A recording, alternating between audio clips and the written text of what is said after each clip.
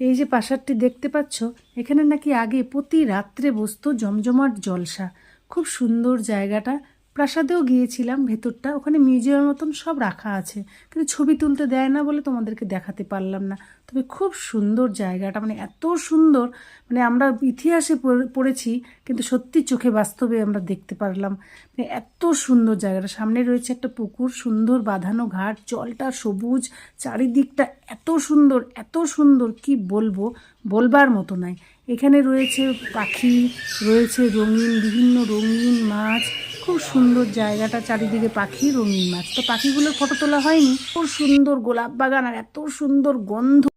এই গোলাপ বাগানের কাছেই আছে বুদ্ধ মন্দির, মানে ছবি তুলতে দেয় না, যেন দেখাতে পারছি না। এই গোলাপ দিয়েই পুজো হয়।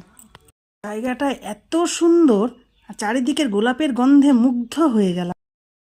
কাঠগোলা বাগান আমাদের ঘোরা হয়ে গেল। এখন আমরা পরবর্তী জায়গায় যাব ঘোড়ার গাড়ি করে। সেই জায়গাটাও তোমাদেরকে দেখানোর চেষ্টা করব। ধন্যবাদ।